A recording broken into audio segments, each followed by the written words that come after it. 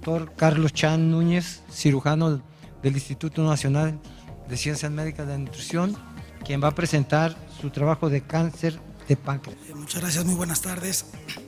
Les voy a hablar sobre los avances más recientes y los trabajos presentados en relación a cáncer de páncreas. Y a manera de introducción, solo les quiero mostrar esta diapositiva para demostrarles lo complejo que es el cáncer de páncreas. Es una neoplasia muy agresiva con una mortalidad tan alta como su incidencia, y la gran mayoría de pacientes que tengan cáncer de páncreas van a morir de cáncer de páncreas a pesar de cualquier intento curativo. El cáncer de páncreas entonces es un sistema muy complejo de células que incluso tiene células madre en el 5% de la masa tumoral, células madre que son progenitoras para otras células de cáncer de páncreas más maduras. Estas células madres resisten cualquier tipo de quimio o radioterapia, y por eso es tan difícil matar por completo este tumor. Las células pancreáticas maduras producen una gran cantidad y expresan factores de crecimiento múltiples, en donde hay vías de investigación a todos estos niveles. Y todavía, para complicar más este medio de cáncer, el estroma, que se consideraba algo bastante benigno asociado a las células tumorales, el estroma es un tejido también muy activo, con células estelares o miofibroblastos, que también producen factores de crecimiento, que producen múltiples receptores, que también producen proteínas que incluso tienen que ver con el desarrollo de metástasis, y se han identificado hasta 60 mutaciones en una sola pieza de cáncer de páncreas, para dar una idea de lo complejo que es este tumor.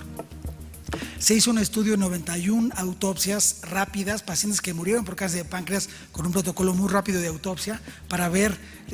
cómo estaban los genes que se conocen mutados en cáncer de páncreas: el KRAS, el PI6, P53, genes supresores, y el SMAD4 o DPC4. Se vieron las características de todos los pacientes, la sobrevida de cada uno de estos pacientes, el desarrollo de metástasis para asociarlo a todas estas mutaciones, y se encontraron resultados muy interesantes. La edad promedio de estos pacientes de 62 años, y bueno, se encontró, como ya sabemos, el KRAS en la mayoría de los pacientes 92% mutado, P53 67%, P16 90% y SMAD4 o DPC4 el 58%. Esto fue interesante. Sin embargo, se encontró que a mayor número de alteraciones que se encontraban presentes, había mayor frecuencia de metástasis. Pacientes hasta con 1000 metástasis se encontraron en estas autopsias, y conforme más mutaciones tenían, más metástasis se encontraban. El KRAS y el P53 son bastante estables, no hay heterogeneidad en los tumores, son mutaciones muy tempranas que se mantienen durante el curso de la enfermedad, pero se encontró en forma muy interesante que el SMAD4 o DPC4, cuando estaba perdido, el pronóstico era mucho peor y las metástasis mucho más intensas, de tal manera que se ha visto que la mutación KRAS y P53 son más tempranas, son muy estables, y bueno, se asocian a cambios muy incipientes en el conducto pancreático con algo de displasia, mutación P16 y el DPC4 mucho más tardías y asociadas a un cambio, una heterogeneidad en el tumor, que se ha podido ver que los pacientes con tratamiento en cáncer de páncreas, en quienes desarrollan esta mutación, es un factor franco de mal pronóstico y de una progresión acelerada de la enfermedad. Las lesiones, las neoplasias mucinosas intraductales, que son lesiones precursoras de cáncer de páncreas, también se asociaron a este gen mutado, el SMAD4, como un factor de riesgo. Y bueno, se han encontrado múltiples genes también en esta neoplasia precursora asociados a desarrollo de malignidad. Desarrollan también factores de crecimiento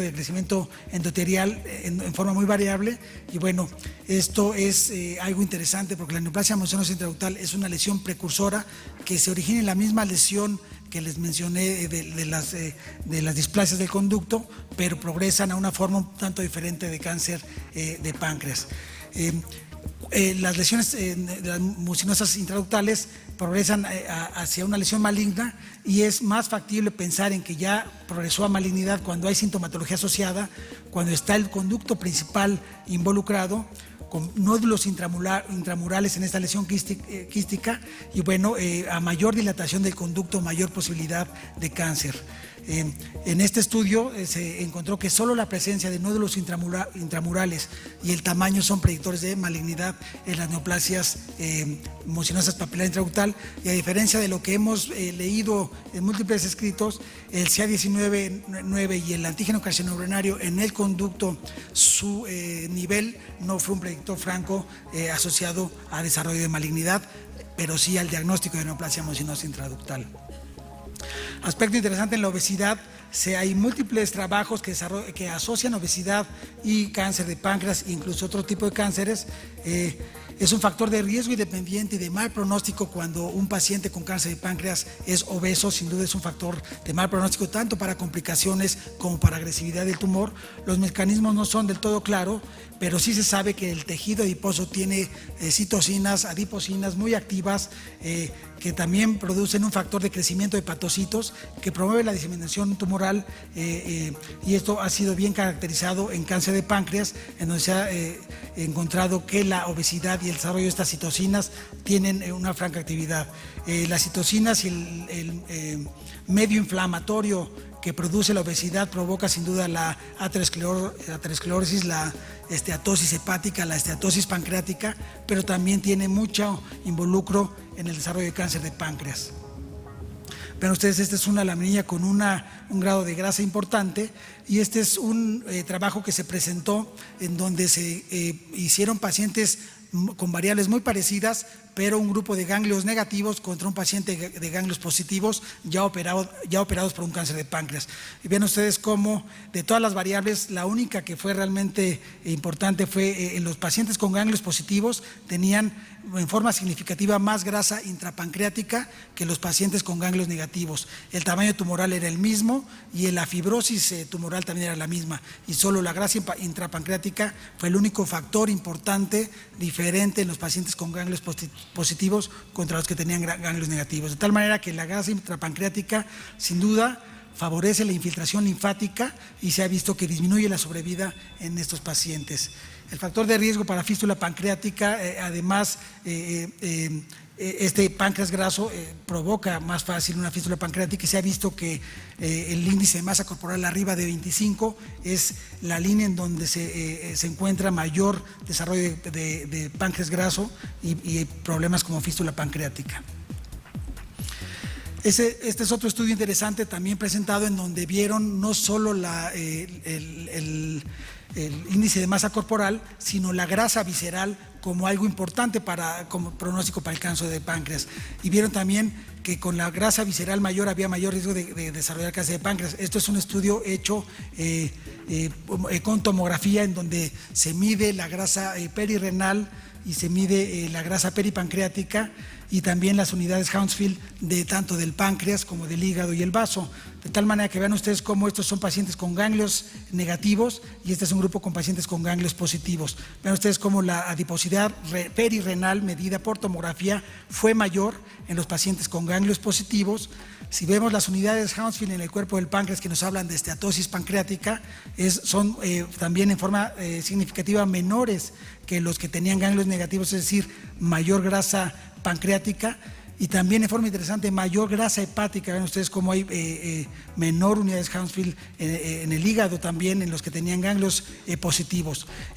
Por supuesto que la invasión a grasa peripancreática mayor en forma muy significativa, y la sobrevida también diferencia de 21 meses contra 11, comparando ganglios negativos contra ganglios positivos, y todo esto asociado a la grasa visceral.